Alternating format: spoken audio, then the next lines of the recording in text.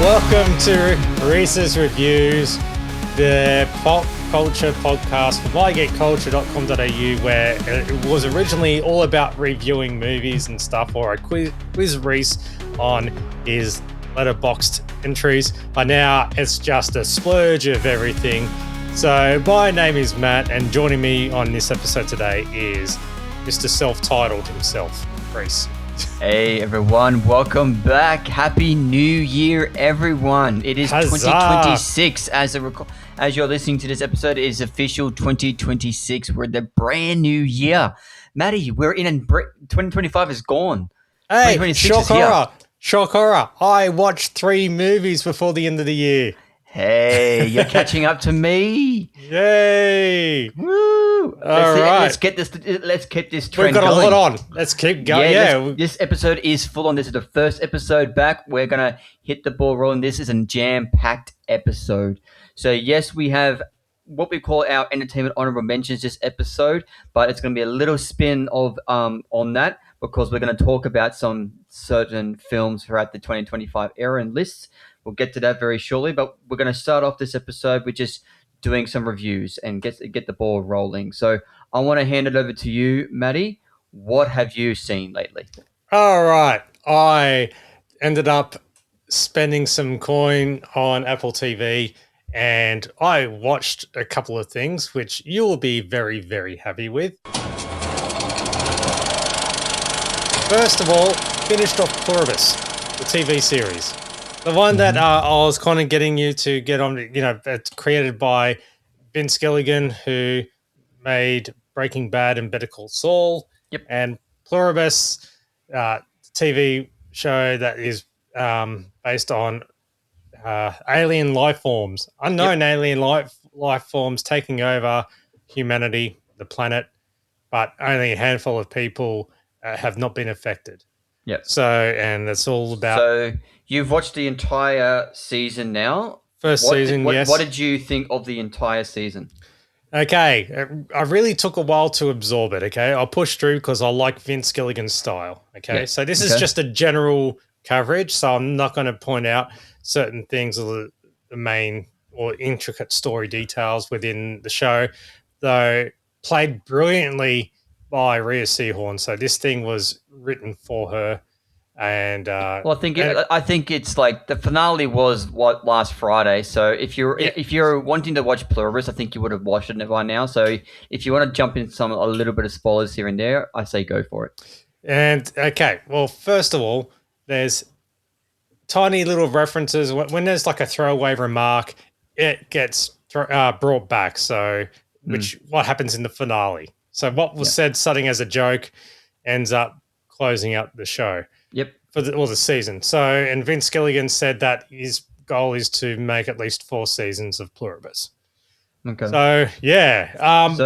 Great performance, great production, great the storyline. Yes, it was stretched out, but it was designed to make you realize, like, while it might be long and boring, it's all about loneliness because Carol, played by Reece, is alone.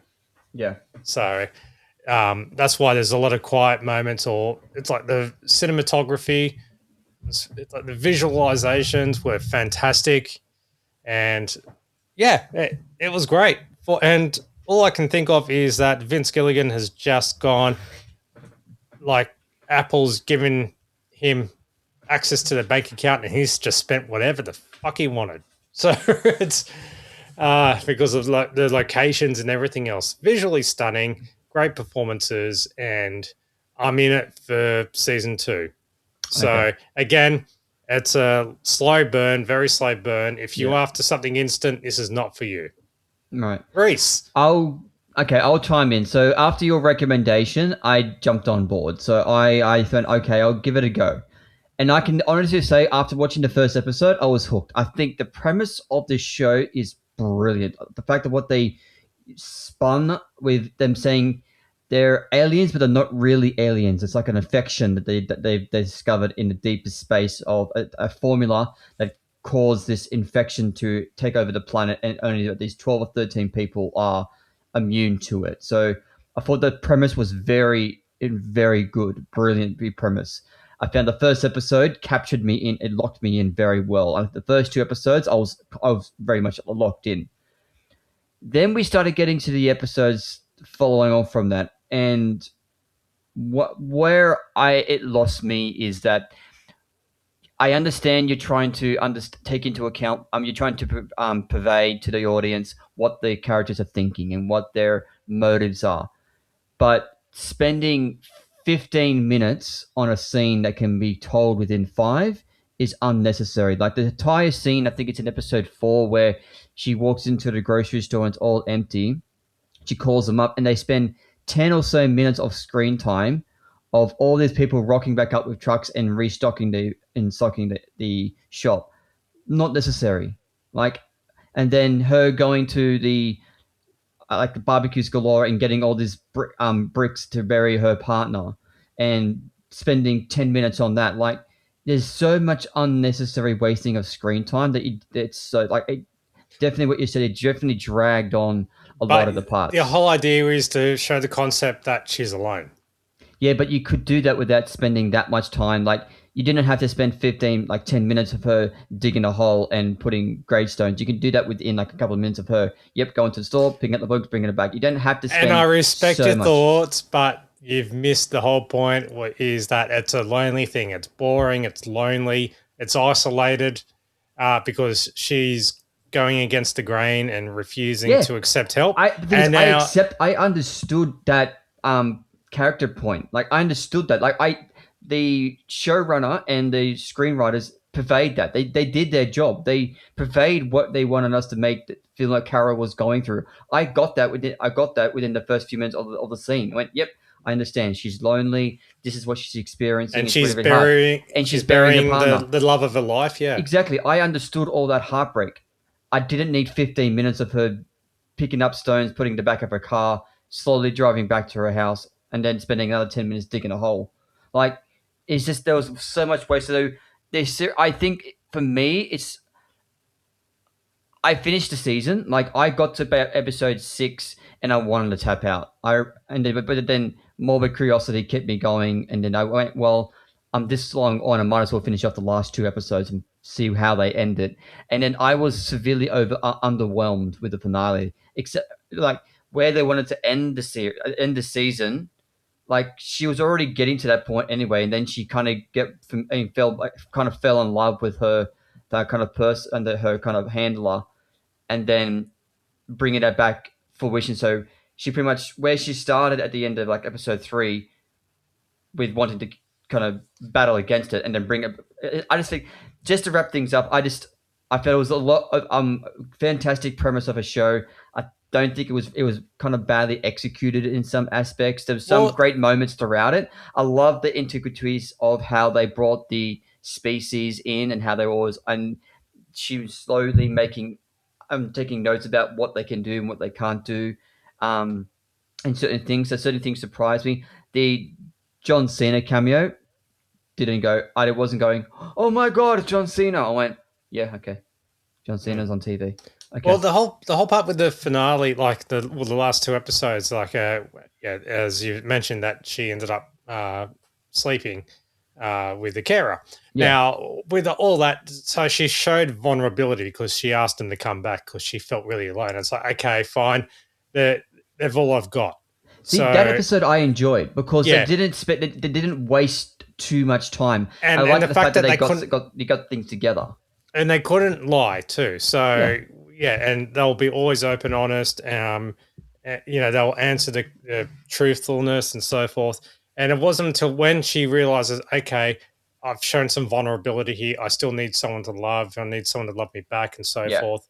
And then when she realized they worked out even though they had already developed a way to voluntary um, for the ones who managed to um, not be affected, but you can join them because they did illustrate one of the people finally accepting and becoming part of them. yeah. And then once they discovered that there was a way to do it because of stem cells and everything else, and it's like, where are you going to get the stem cells from? Oh, my Yeah. eggs. And that's when it's like, okay, you're violating, you still can't trust. No. So, No. and that's why the and ending, that's where I was getting it. I had moments there when I got the intrigue, but then everything she was else. still betrayed. She Yeah, still felt I had that betrayed. and then she Yeah. goes back to the and like you said, they hinted back to what they said in episode 2 or 3, where they're saying, oh, okay, if I give you a grenade, would you give it to me? Yes. If I asked for an atomic bomb, would you give it to me? They gave her one. I went, okay. And so I again, I don't know if I'll go back for season 2. I don't know. I might adhere to you when it Uh, comes back, and if it has the same structure as the first season, then I don't know if I'll continue on. I'll wait for your review for that. I know Me what you're personally. like. I know what you're like. So I'm happy to continue on with it because it's my thing. Yeah. Well, I'm going to wait for you. I'm going to say, like, if it's depending how they open up the second season and how they progress it, I will leave it up to you. Saying if you recommend it, then I might give it a shot. But I'm not. I'm not like I'm Well, not. I didn't finish the episode going, oh my god, I need to know what happens next. well, they've established the fact that it's like, okay, alien life form, and then they got close, nearly Yeah. connected, and then she's like, nah, screw it, you betrayed me, how dare you?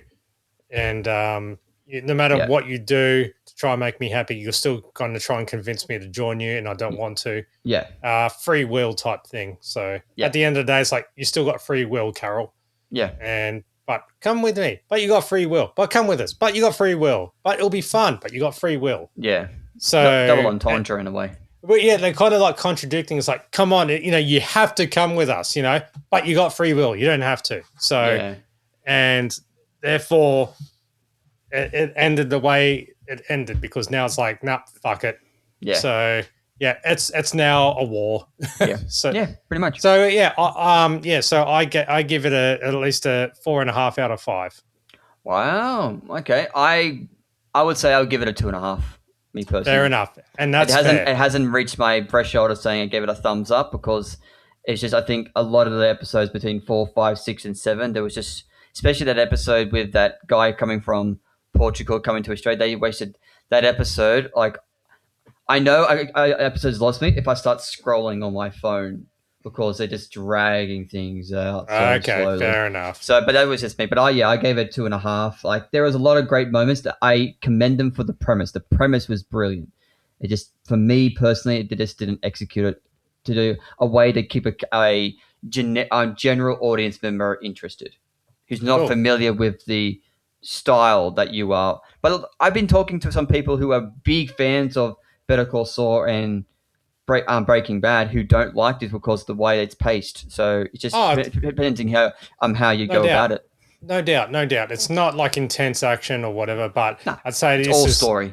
We'll see what happens with the second season because it's all about establishment. Well, they've greenlit the second season, so it's coming. Speaking of scrolling on phones and stuff like that, my next review, I'm going to squeeze this in. I'm sorry, I'm taking it over. No, man, go for it. This is great. All right. This one, because I was on the roll of just binging and getting whatever I can out of my Apple TV. Not sponsored, but please, Apple TV, advertise with us. We want freebies. Yeah. We want freebies. I stumbled upon this in the top 6 of what was charting in Australia this week. Yeah. Okay. And that was Fountain of Youth. God. And I had not heard or seen this one before and then discovered that it came out months ago. Yeah. And so I thought, I'll watch it. And oh my fucking God. That's all I can say. Like, wow. Tell us what you really think, man. Well, okay. Starring, of course, Natalie Portman and John Krasinski. Yeah.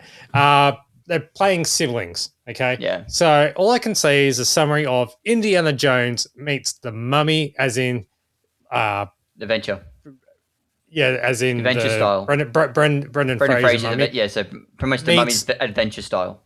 Meets National Treasure, so modern day, meets the Thomas Crown Affair because they're dealing with art heists and stuff like that. So just stealing. Meets every other heist with cheekiness, all under the watchful eye of director Guy Ritchie.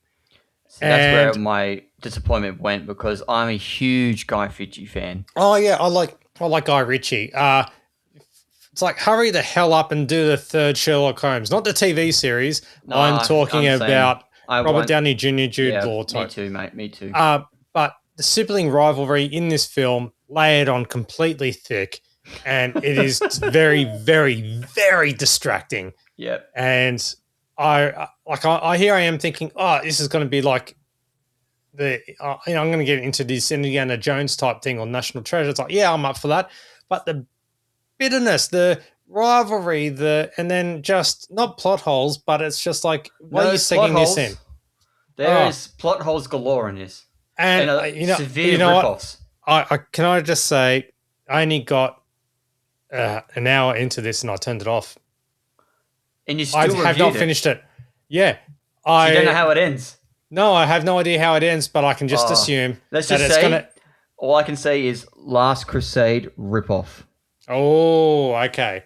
All Mm-hmm. right. Well, I might as well. I'll finish it off then. Just when I was watching it, I'm just I'm going, not "What saying the that's a good fuck?" thing, but I watched that, and I think my wife was.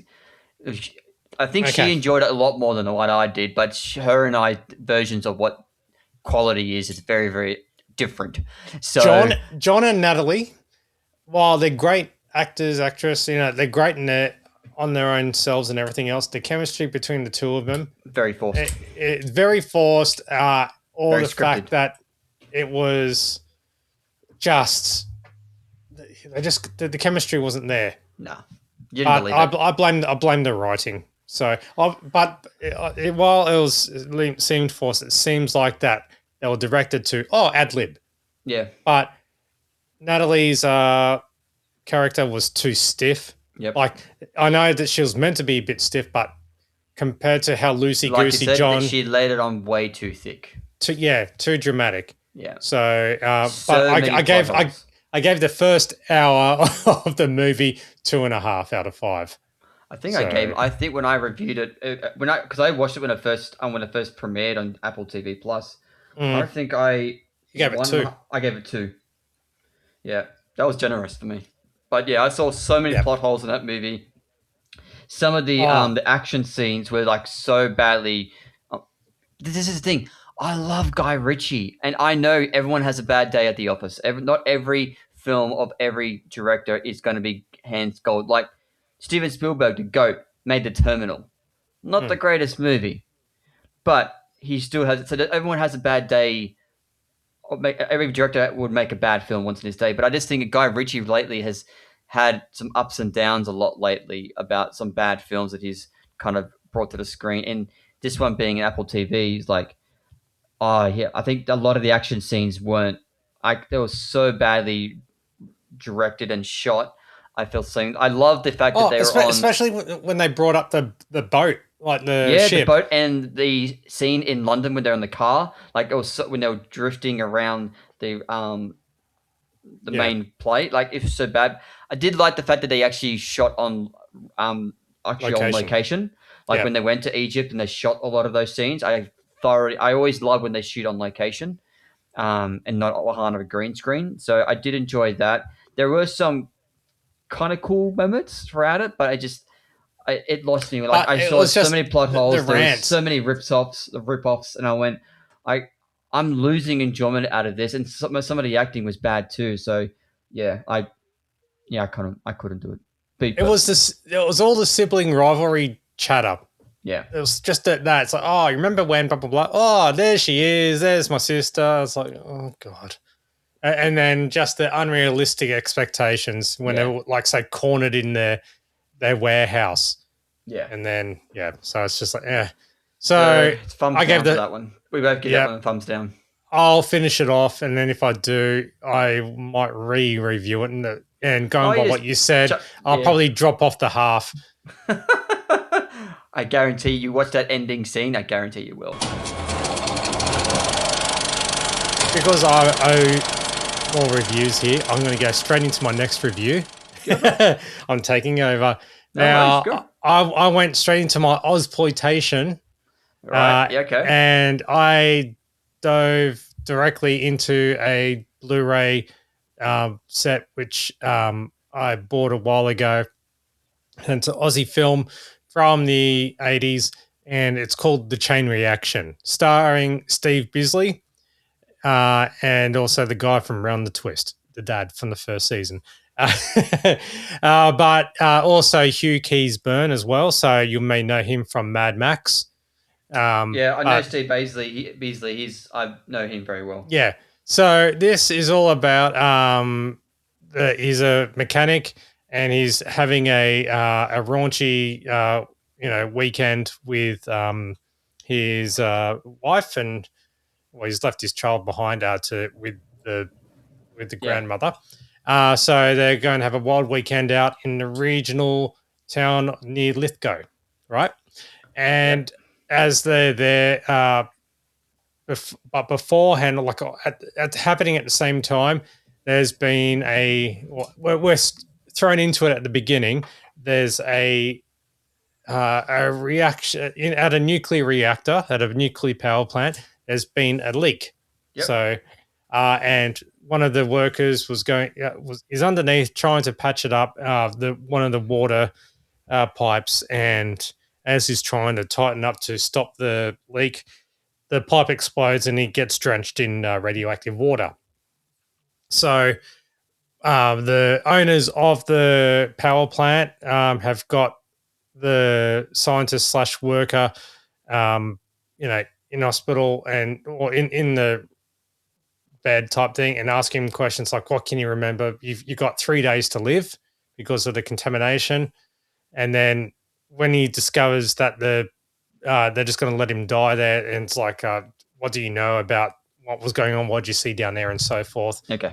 Then he realizes that they're going to cover it up, so he escapes and gets out into the wilderness, into the wild, and that's when he stumbles upon the cabin, which Steve Bisley is there, and How then old's they this? get involved in it because then suddenly all the goons and everyone else are hunting down him Okay. hunting him down, and then the water starts getting contaminated, and they're all, it's just radioactivity just going into nature, and it's all a big cover up. And the police, the local police I would just say Lithgow, they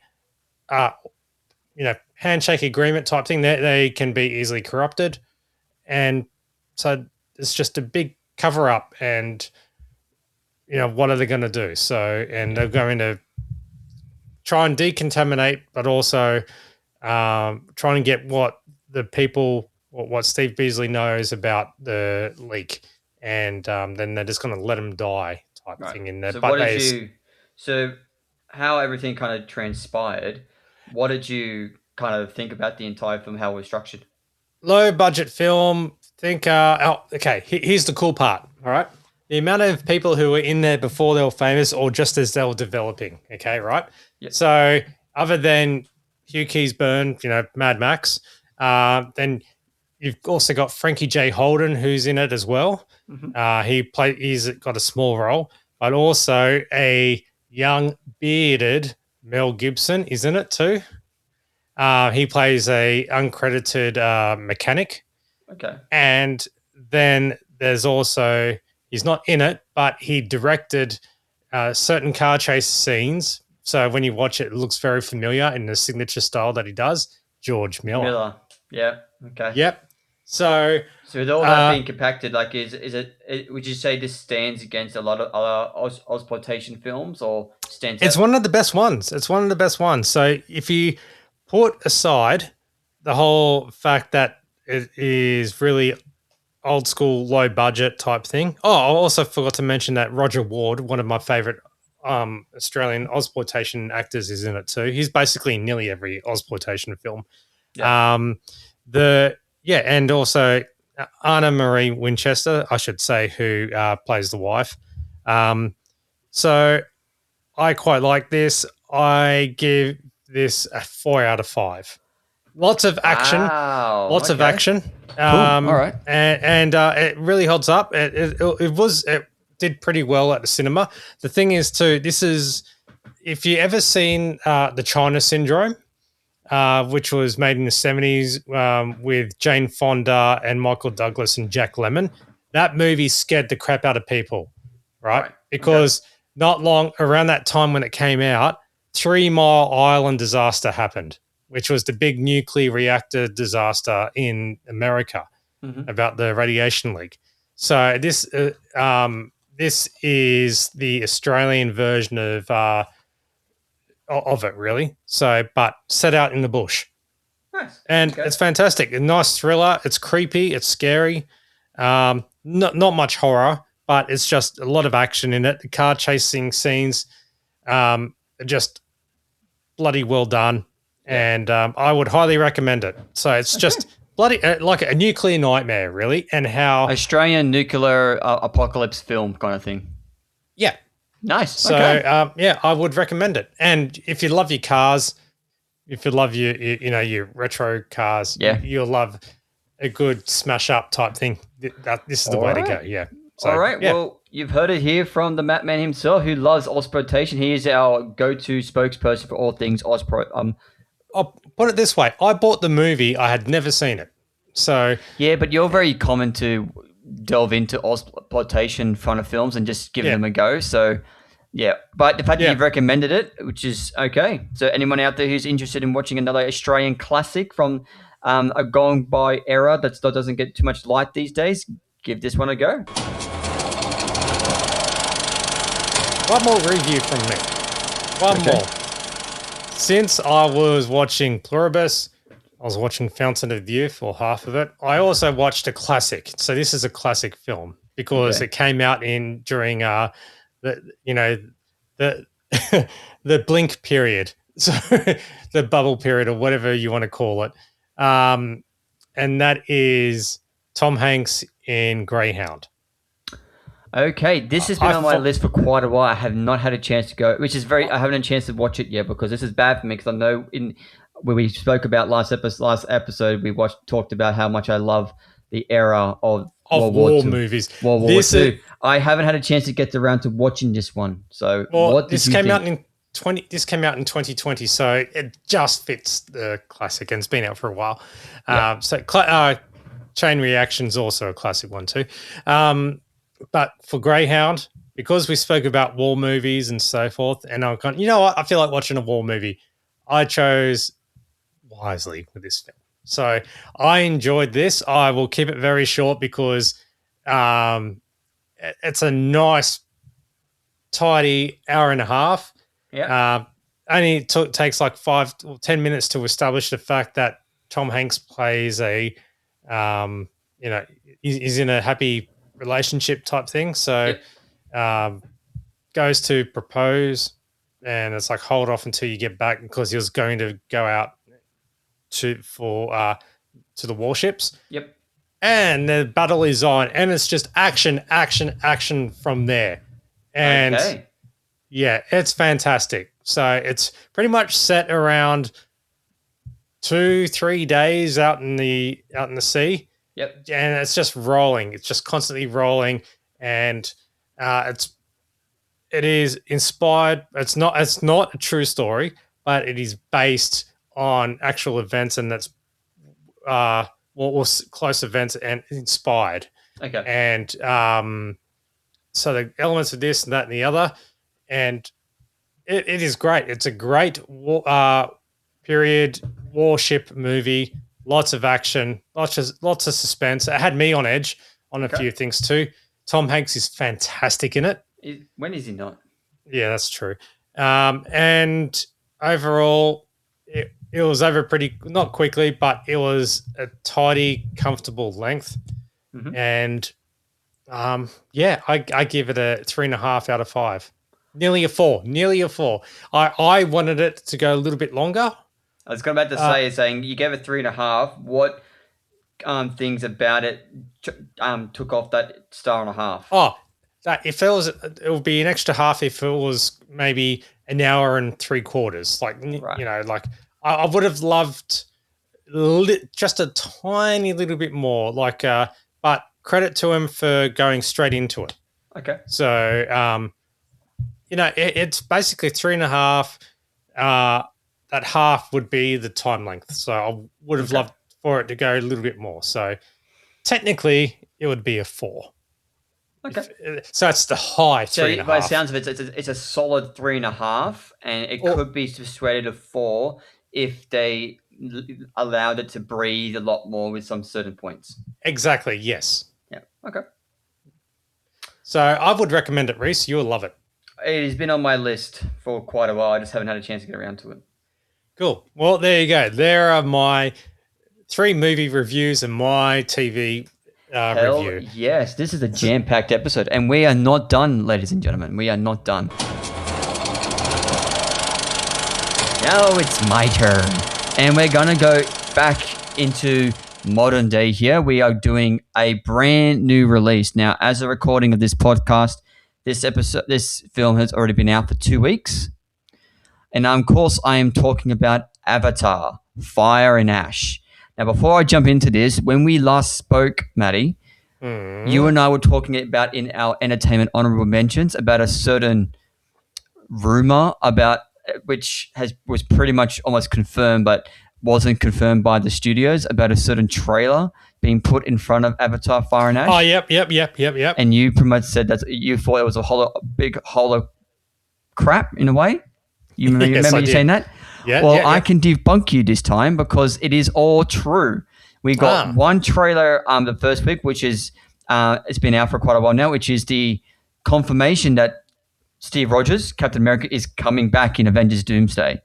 I went and saw... But okay, here's the thing. While the trailers have been screened at the time of this recording, they've been screened at the cinemas. They're not officially on the YouTube account yet. But that the first one obviously is. corrected. The Captain American one is. Oh, really? I have not seen that yet. Okay, yeah, the first one is. So the first one, which is literally doesn't show anything, it just shows you that Steve Rogers is back. Yeah, sorry, I do apologize. I did watch that on YouTube. So that he is back. And then I went and saw Avatar: Fire and Ash, and then the second trailer showed, which is Steve Rogers is back. It doesn't say anything about Captain America. Yeah, because the symbol of Captain America is on Sam Wilson. So, and then you got the second trailer I saw, which was all about Thor and him pretty much showing his showing love, which was at the end of the Love and Thunder, and him talking to Odin and pretty much saying, "Give me strength for one last fight. Give me one last strength." Oh, hold on, I have not heard these though. So yeah, but this is gonna be like there's nothing much. Yeah, I know. There's nothing much. I'm just stirring. And then, as of recording this podcast, literally yesterday, they bootleg one of a trailer for the third trailer got dropped, got leaked, which is about the X-Men, which we all knew was coming, all about the Fox X-Men is coming. And so we're all waiting for next week to come about with the fourth trailer to be dropped. And there's actually now speculation and thoughts that it's rumors about the full official trailer for Doomsday is not going to come until the following week. No, not the following week. They're not going to show that until the Super Bowl. Okay. I'll leave that to Super Bowl. But let's digress. That I just had to get that off my chest because it was bugging me a little bit. I had to tell you that, yes, those marketing things we were talking about last week are actually true. They've done 4 little teaser trailers for Avengers Doomsday with all of them all finishing with a clock saying December 2026 and then a countdown's on. So cool. Showing that. Fair enough. Very cool. Avatar: Fire and Ash. That's what we're here to talk about. So I went and saw this. I had expectations for this. I wouldn't say I'm like a huge Avatar fan, but I enjoy the films. I get out what I want, and I get an experience out of them.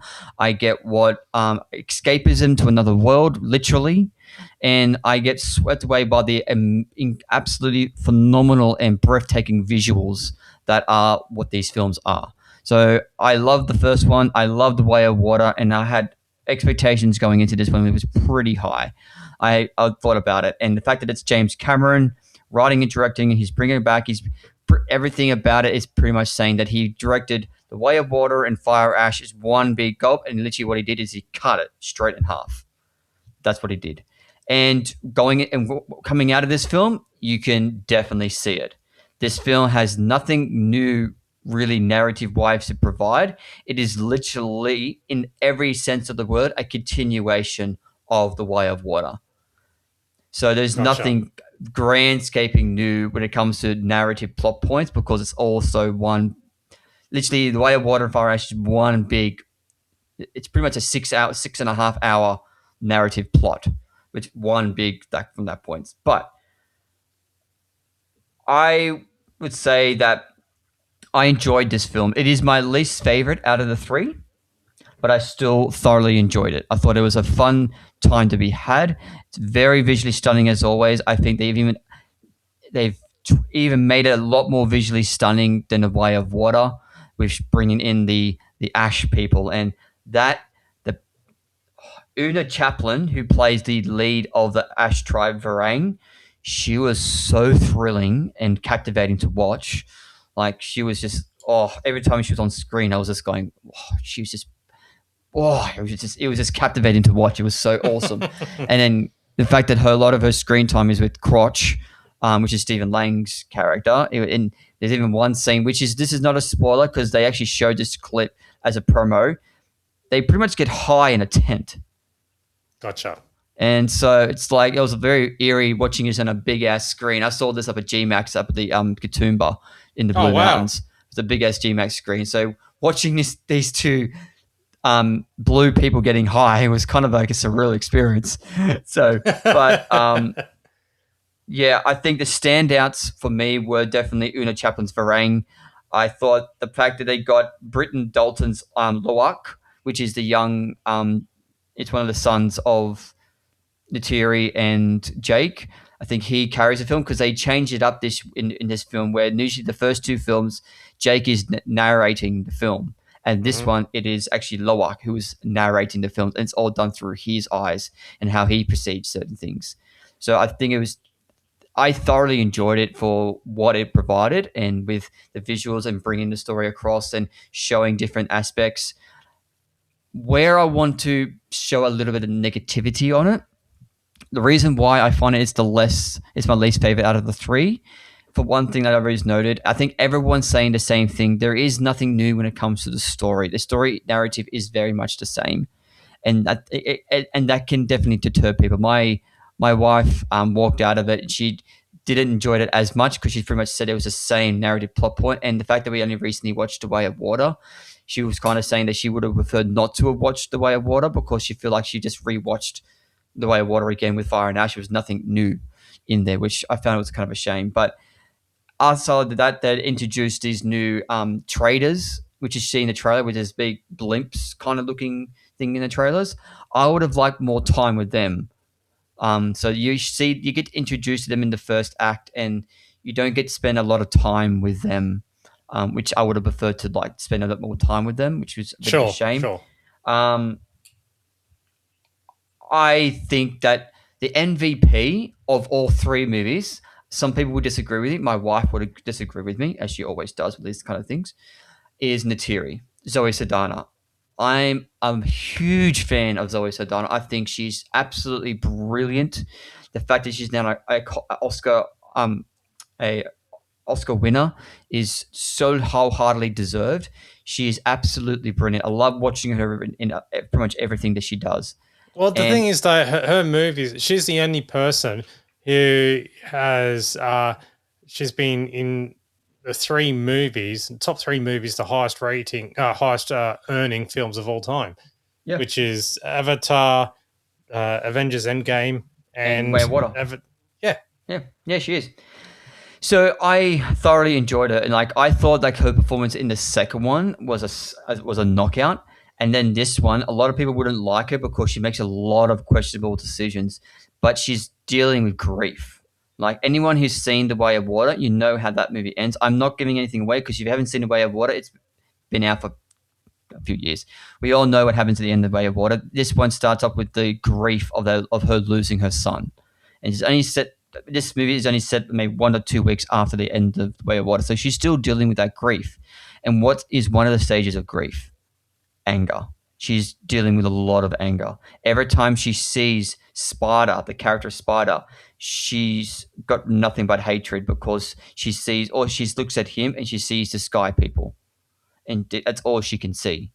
And so there's a lot of questionable things she does in the film, which is will find people will be very deterred from her. Yes, I just didn't agree with a lot of the decisions, but I was so flawed by the character performance and things like that. I thought Zoe did a phenomenal job, and the character of Spider is a standout in this one. This movie is based around Spider and Loak. Those are the two main ones that are for the younger cast, and I thought they would have done both performances were fantastic. So I think the length of the film is also a little bit of a deter. I think this film didn't need to be 3 hours and 15 minutes. This movie could at least been a 20 to half an hour shorter. There's some scenes in here that shouldn't have been made. Some of the action scenes they could have cut a little bit shorter. Some scenes probably would have been necessary. So this film could definitely have been just under the 3 hour mark, and it would have been a lot more tighter. So that's another thing that I would put onto that as well. So overall, I think I still give this a thumbs up. I still gave this film a 3.5 stars. The reason why I knocked it off the star and a half is because of the length time. The narrative plot point it wasn't strong enough to warrant having this style of film to be as long as it did. And there are certain things about it as well when it comes to certain shots. Now I know I didn't watch this in high frame rate, which is what a lot of people are saying in 3D. So I saw this in 2D on laser 4K up in the mountains. So I didn't actually see what a lot of people will be seeing in this film which is in high frame rate in 3D. Gotcha. Yep. So I don't too sure, but a lot of people are saying that they're finding it hard to watch this movie in high frame rate in 3D. So I would have to wait and see what that's about. But I still love going into the world of Pandora. I still get whipped away in it. I love being with the Sullys and just amongst the world of what James Cameron has provided. At the present moment, recording this podcast, I think this film has reached over 700 million worldwide. So it's sketching up. So I still believe if people think that just if this film doesn't do as good as The Way of Water, I still think it should be. It's going to reach 1 billion. I guarantee it's going to be reach 1 billion. After 2 weeks, it's reached 700 million. The fact that we're still got another week or two left of the holiday period, it's still going to build some momentum up. And there's not a huge amount of kids' films coming out besides SpongeBob and Anaconda. So I think like this film would have a lot of, unfortunately, not too much repeat viewing due to the length. But other than that, I still think it's a fun time to be had because you're amongst the world of Pandora and you still get swept away with the beautiful visuals that James Cameron's done with the bringing Pandora to life and just making the Na'vi even look even more crisp and a lot more pristine and just captivating to watch. So I would if you enjoyed Avatar, if you enjoyed these films, I think you would enjoy Fire and Ash. Like I said, it's my least favorite out of the three, but that should not deter you in relation to the fact that it's still an enjoyable film to watch. You could be similar to what my wife was. If you watched Way of Water then Fire and Ash, you might get a little bit too over expunged with the narrative because they are very similar and they it comes to plot points. But if it's been some time since you watched The Way of Water, you'd be able to narrative go into Fire and Ash very seamlessly as well. So that's my 2 cents of it. I'd probably know the answer to this question, but do you think you'd be getting out to watch Fire and Ash? Okay, that's what I thought. I won't jump on that bandwagon much anymore. So, but that's my 2 cents of Avatar, Fire and Ash. I will watch it, just not at the cinemas. I'll watch it at home. Yeah, I know. You don't need to say it, Reece. I lose the experience by not doing that. So. No comment. Okay. Yeah. So that's my review on Fire and Ash. Go out and see it if you can. Get the experience that this movie deserves you to have on the big screen and get on and maybe jump it up to 3D. Like go see a session in 3D with high frame rate and then maybe see it again in standard 4K. Maybe to see what happens. But that is my 2 cents on that. So all right, next up. Bring it on. Bring it on. Okay, now we're going to go into what we call our Entertainment Honourable Mentions.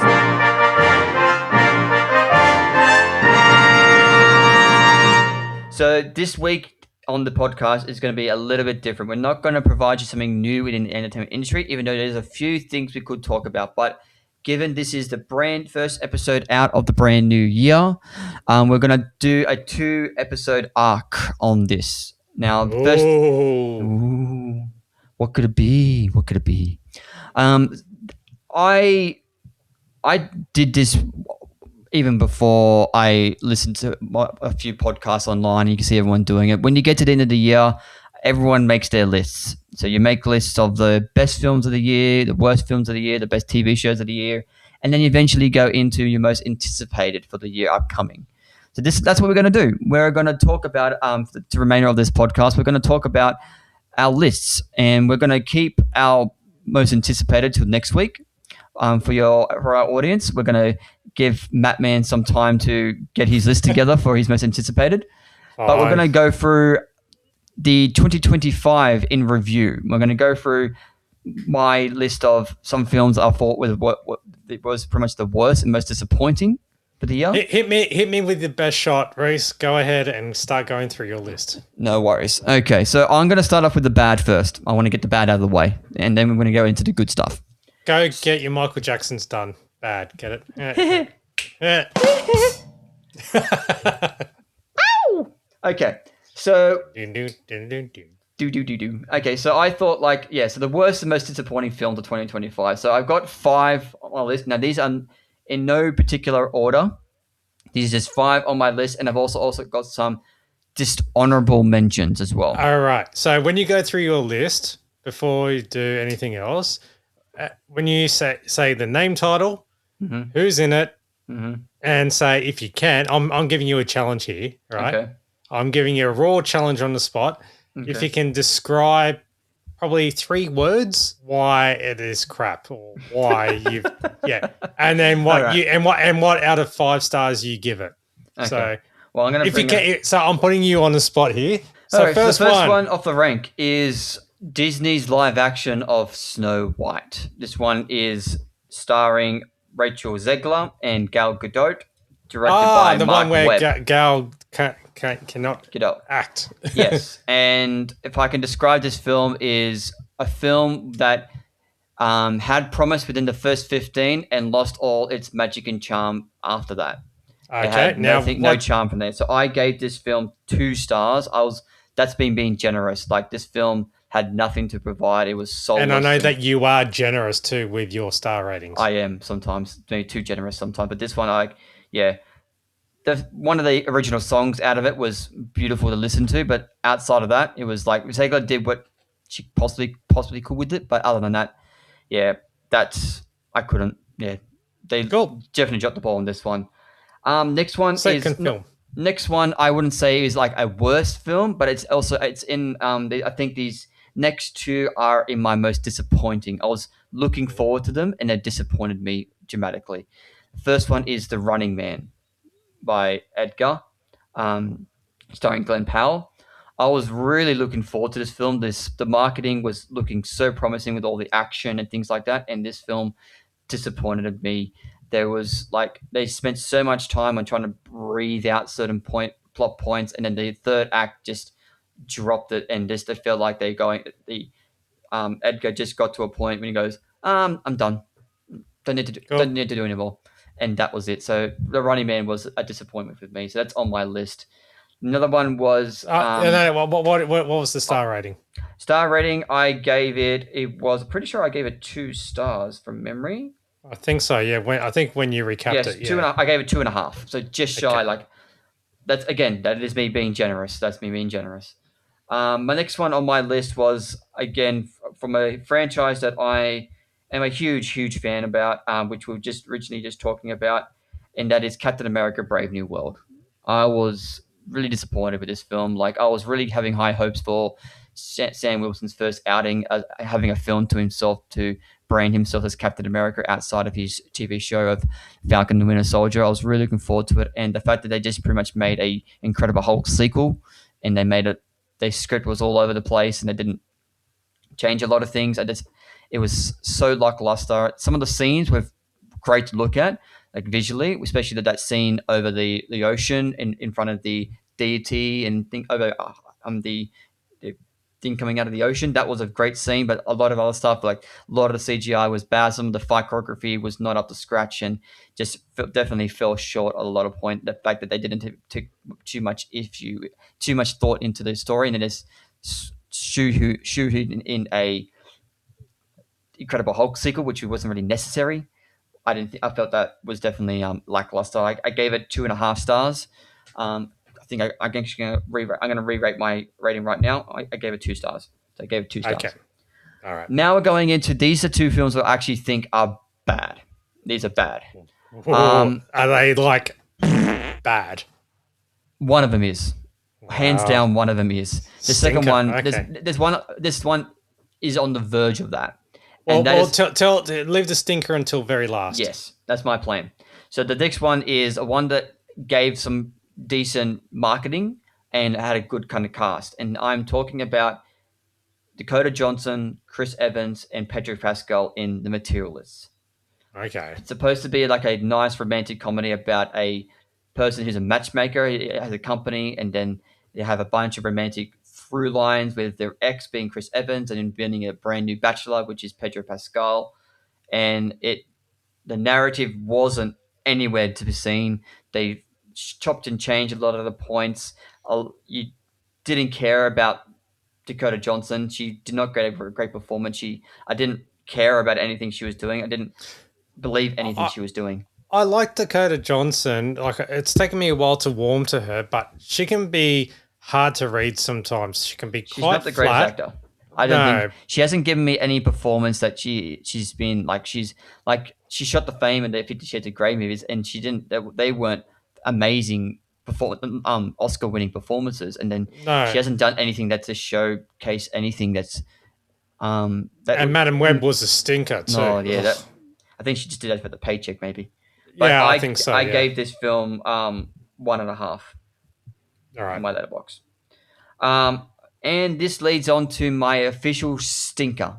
If I would say my worst film of the year, it would be Megan 2.0. I was so looking forward to this one because I enjoyed the first Megan. I thought that was a breath of fresh air within the AI kind of murder bot kind of trope. And the fact that they threw away the horror trope with Megan 2.0 and tried to turn it into an action thriller fell completely flat. No story.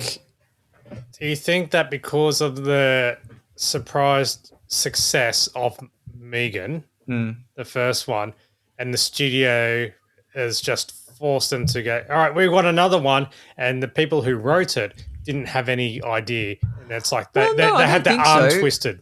Because when I watched some of the press junket for the film, the directors and the stars were pretty much saying they wanted to switch things up and change a different direction. So they had narrative, they had their. But then again, it's like with Terminator, because when you think with Terminator, the first one, Arnold is the antagonist. And then in number 2, they turn into the protagonist. Exactly. That is where my plot point went. When I saw this, I went, okay, when you change genres and tones of a franchise, it can work. Exactly what you just said. You had Terminator, which is pretty much pretty much a thriller horror film. And then you take James Cameron and then followed up with T2 and turned into a flesh and blood sci-fi action adventure. Yep. And it worked. This one was completely crap. There was no substance in it whatsoever. I laughed at one moment in the movie, in the entire thing. The action scenes were so shot all over the place, and you didn't actually see anything. It was just so badly written, and I felt really, really bad for the stars in it because they had to promote it because it was that bad. And I couldn't do. I think I gave this one 1.5 stars on Letterboxd. I couldn't deal with it any more than that. So that's my official list. And before I move on, I'll quickly just run out some dishonorable mentions to you. Again, one of them is what you just said to us in the previous episode. I put down Fountain of Youth was on my dishonorable mentions. I had to wash that movie away. I agree with it. I'm going to have to just finish watching it so I can clear it off my list. Yep. So it's on the want to continue watching. It's like, I've got to either fast forward it or just finish it off. And I'll finish it off. Then we've got two films produced by Netflix, which we shouldn't be surprised being Netflix. One of them being the Russo brothers' attempt at the Electric State with Chris Pratt and Millie Bobby Brown. Was that this year? Yes, Wow. completely flop of a movie. It's the money they spent on that movie was absolutely appalling, and See, completely crap. Netflix can't do big cinema IP. type No, like they can't do IP except yeah. the They could do Knives Out film. no They've no been doing well. no. Well, here's the thing: they bought the first movie because the first movie was not part of Netflix, and they just bought.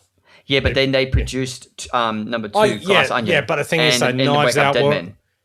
Knives Out was already established in cinema and independent, and then Yeah. and then when they were going to do number two, it's like with Cloverfield. They did the Cloverfield paradox already. Cloverfield and 10 Cloverfield Lane were already at cinema. Yeah. It's just they buy IP Yeah. or already established IP, or they can't create their own. Or they do create their own, but it doesn't go anywhere.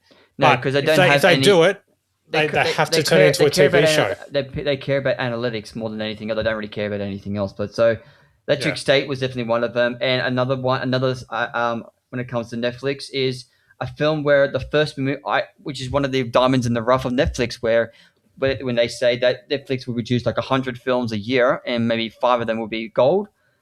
A few years ago, they had a Charlize Theron-led film called The Old Guard, which I thought was really, really good, and I really enjoyed it. And then when they brought out the sequel, I was pumped. And the fact that they're bringing in Uma Thurman as the villain, I was pumped. The film sucked, absolutely sucked. No thought process to the script, no thought process to the narrative and how to execute it. The script and the dialogue was very badly was Just badly terrible. it's bad. Yeah, so the fact if they make a number third one, I'll be surprised because it was that bad. And last but not least was a film I watched earlier in the year with Mark Wahlberg called Flight Risk, but he's like a psychotic pilot. I was looking forward to it because Mark Wahlberg is playing a kind of a villainous kind of role, and the movie was badly kind of constructed. You definitely saw it was theatrical film, but it was so badly CGI'd, and it looked like it should be great. Some of it should be done straight to VOD, which is really, really bad. So that's just capping off my list of 2025 for worst disappointing. Again, the ones that made my actual list were Snow White, Running Man, Materialists, Captain America Brave New World, and Megan 2.0. Thank you very much, Reece, for your recap of 2025's just shocking films. But ones that we are going to look forward to for 2026, Reece, I think we should hold off for the next episode. I think so too. Like it's going to be a lot to factor. The fact that we still got to get through the best, like the ones that actually were really good this year, like the best films of the year of 2025. I think next year, the fact that we're going to have it fresh into a brand new week into the brand new 2026, I think opening up the audience to what's coming up in the next 12 months, I think it'll be a good idea. Cool. Excellent. So I want to take my last moments here and talk about, lastly, is the best things that came out of 2025. I want to finish off this episode on a positive note. And sure. Sounds great. So I want to quickly just dive in and just give you just a quick little moment before I get into my films, if you allow me, is just talk about some of the great TV shows that I saw this year. And no, it's not going to be Pluribus. Sorry, buddy. But that's it. Where's the disconnect button? Okay, so I want to give some films. These are some not films. These are some shows that I thought brought out some amazing TV this year. I think all of them. There's no particular order except for the last the two. So my number one show and my number two, I would say, are pretty much on par. But I will say the ones that have made my actual list, not in my honorable mentions, but on my actual list, which some people might find a bit interesting, is one of them was The Summer I Turned Pretty Season 3, the finale season. I thoroughly enjoyed that season. I thought it was the best out of the three. It was a lot more heartfelt, a lot more emotional, and the performances were just topped up. The entire cast just brought their A game for this last season, thinking this was the last before they were greenlit for a continuation of a film to close things off. So I thought The Summer I Turned Pretty Season 3 on Prime Video, well, it has definitely made a great one for 2025. Next in was a surprise for me, but I got recommended it and I found some good reviews on it, which is Seth Rogen's The Studio on Apple TV Plus. I'm actually currently watching that, and I'm about 3 episodes in. And oh my god, I'm the second episode was just magical. The one continuous shot. How awesome was that episode? Now the thing is, I noticed an error straight away within that, like a production error. I saw a boom mic, but then again, that's what the whole episode was about, to see what they can do. And so I don't know if that was done intentionally or they left it in because it is that they've only got one shot to do this and they did it. Yeah. So that has definitely made my list. It's so inventive. It just shows you. It's actually been praised about showing the real side of Hollywood. Yeah. And just showing behind the scenes of that. Everyone thinks it's all glitz and glamour. And you got the show like this and it's like, it's not. With Bryan Cranston, Martin Scorsese, and Charlize Catherine Theron's O'Hara. in there. Yeah. Oh yes. And Ron Howard, and just a whole bunch of, and then just wait. You've only seen 3 episodes. Wait, just you wait. Wait till they get. All I will say is what's it called? CinemaCon. Just wait to that episode. Seth Rogen is just perfect with, like, I know he helped you co-wrote it. Yeah. And I've always wanted a show where you just see that continuous camera following around. And I've seen how they do it behind the scenes and everything else like that. Just absolutely fantastic work. And I know that a lot of it, well, not a lot of it, like part of it's also improv or ad-libbed. But the concept is there. And I can see it's just goddamn refreshing. I've always envisioned, why can't they do a show like that? Like, I know they've had attempts and so forth, but it's fantastically done. So again, I'm only at the time of the recording 3 episodes in, and I'm looking forward to finishing it off. Yeah, I think you would love it. Absolutely. I recommended this for you for months ago, and the fact that you got Apple TV now, it's going to be great. Well, now that I've been on holidays, I'm just like, I can watch it. Up. Yeah. That's great, man. That is so cool. Finishing things off, again, I literally just finished this off as of last week, which is the prequel to It of Stephen King, which is It, Welcome to Derry. So surprised on this film of this series. I didn't know what they were going to do with doing a prequel to It until in the kind of like an origin story of Pennywise the Clown, but they delivered. The horror aspect, the thrilling nature of bringing in Pennywise and showing where he's originated from, and the young cast of characters was so thrilling and emotional, and there's a lot of heartbreak moments throughout it. And it's just, so they're trying to make Pennywise human. No, nothing like that. So I'm not going to give it away because the finale just premiered, so I don't want to give too much away if you're still planning on watching it. But it is a thrilling, and I would say if you're walking into it thinking you're going to see Pennywise straight up, you're not. He doesn't come up to the end of episode 5. So, but keep with it. It is a good narrative plot point and worthy of Stephen King. Definitely worth it. And this leads into my 3. These are my 3 for my favorite shows of the year. And next one is a medical drama, which is a lot of hidden. We get a lot of medical dramas these days, and this one is pretty much saying this one is pretty much the most authentic medical drama ever, even beating ER. And this is Noah Wiley's return to the genre of The Pit. This series was brilliant, shot in a 24-hour style, which each episode is 1 hour of a 1-day shift, and it's so captivating. It's not over dramatized with the music and everything. Like, you're in the moment with the characters and what's going on within this AR, and it's so heartfelt. The fact that we're now getting into a stage of streaming where we actually can get a season of television each year, because season 2 is premiering in a few weeks in January in 2026, and we've got this series of end of January, like this coming past year 2025. So we're actually getting a good not a long wait between seasons, which is fantastic. So The Pit was phenomenal this year. Absolutely incredible. This leads me on to my last 2. There should be no surprise that I've got 2 genre TV shows on my list, and this one is Andor season 2.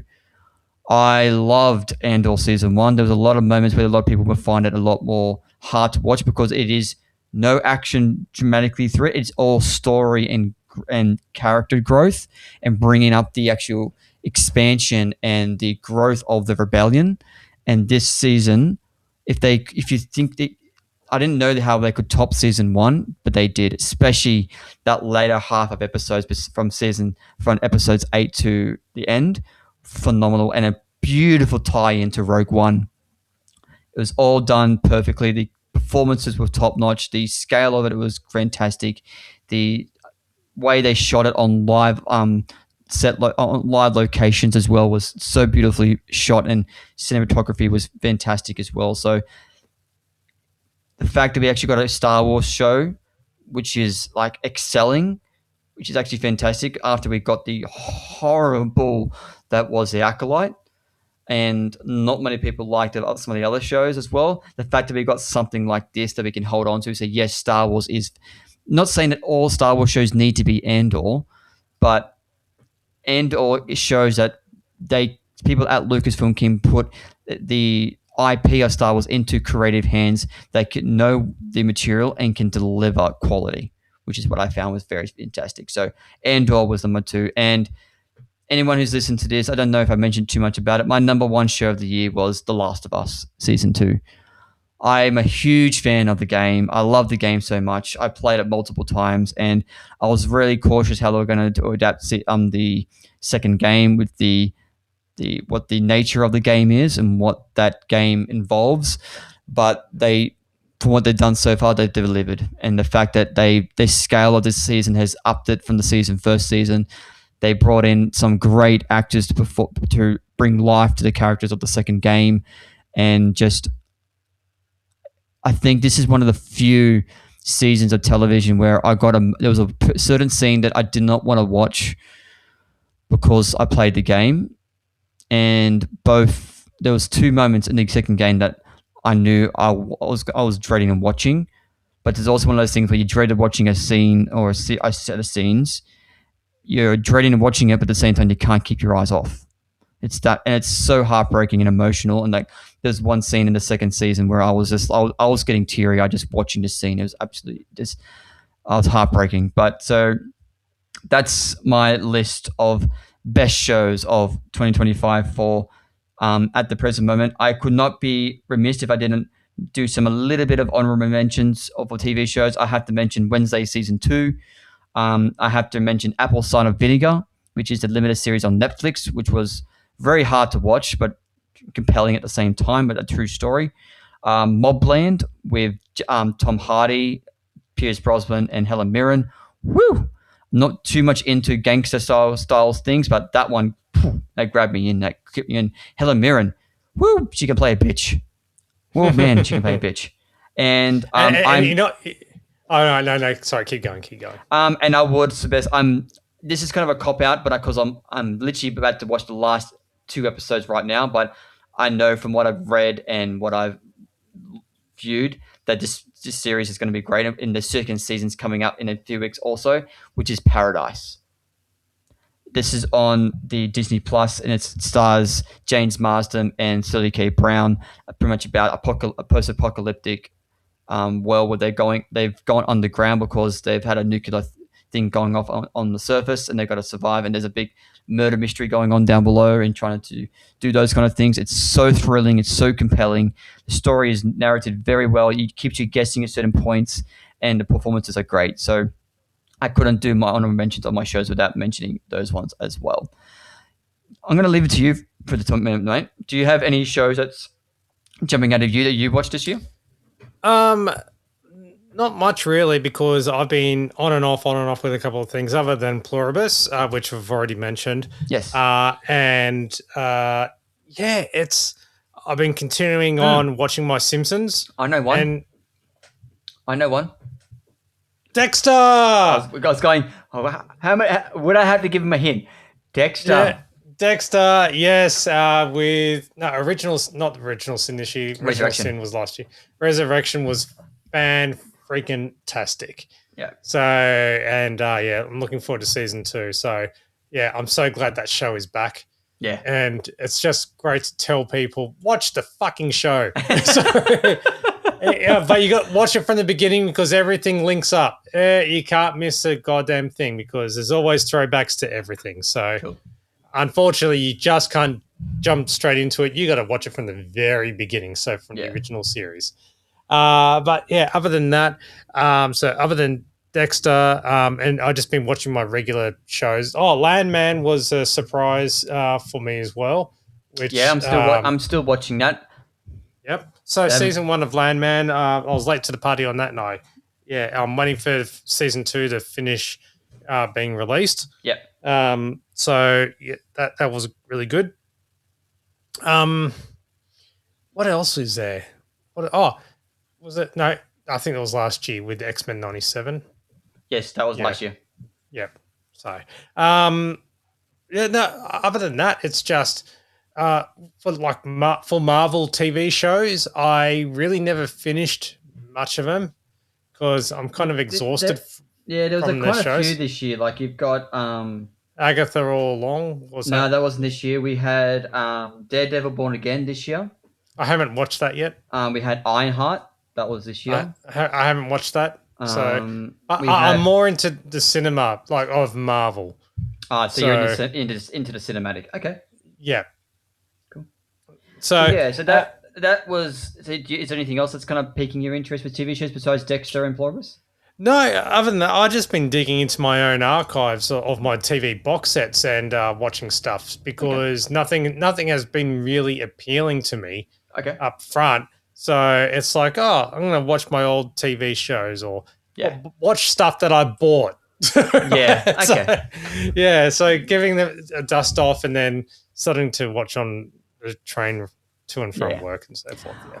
Well, that's the capping off the TV shows. Now, I could take some more time, but what I think, Manny, is we might weave my best movies of 2025 and my most anticipated films for 2026 into the one episode. And maybe do that for next week. Except that we're going to be a big episode next week. We're going to be keep your ears tuned.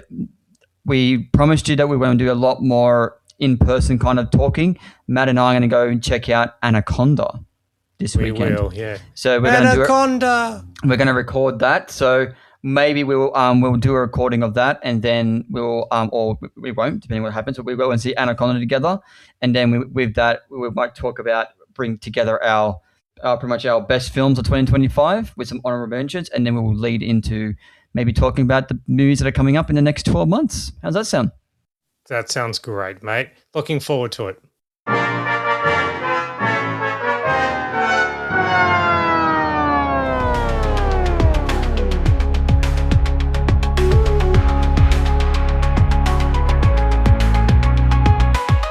Brilliant. Well, thank you everybody for keeping with us for this amazing first episode back in 2026. I hope everyone had a fantastic Christmas and New Year's. It was filled with lots of food and quality family time.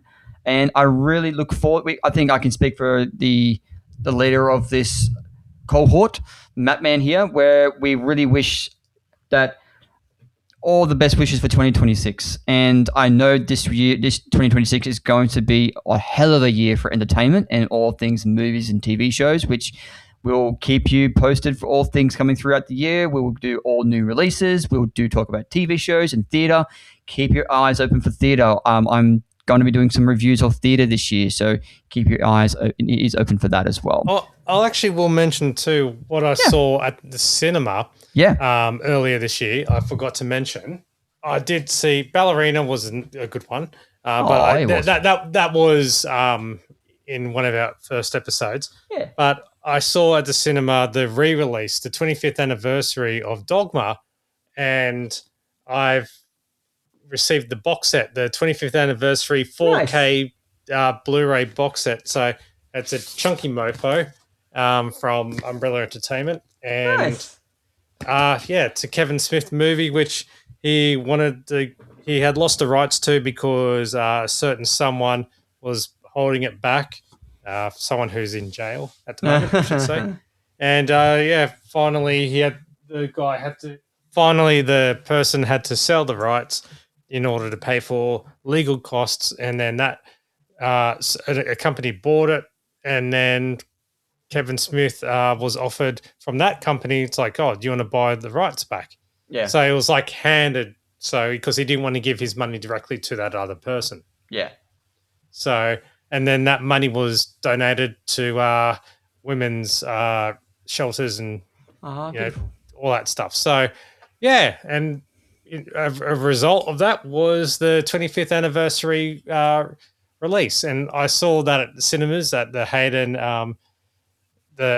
Orpheum, and in glorious 4K, and it looks beautiful. Absolutely beautiful. I'm glad to hear that. Now, I got an email about it the other day that they're doing happens kind of every year, that they're doing a re-release of Lord of the Rings for an anniversary coming up in a few weeks, but they're playing the extended version, so they're doing a marathon on a Saturday. Oh, that's going to be like 10, 12 hours worth. Yeah, so all 3 extended films at the cinema starting about 10 o'clock in the morning, and you're going all 3 films, and each film you only have about a 15-minute break in between. And then you know what? There's a lot of them, I think, down in Melbourne and also overseas where for a TV series, they're screening Twin Peaks: The Return back to back. So all 18 episodes, which all the episodes of The Return, but joined them all together, because basically the way that David Lynch put it together, it's basically one 18-hour long movie. Wow. But split up into episodes. So, jeez, okay. Yeah. So, and the few independent cinemas are doing that as well. So that's going to be great. Yeah.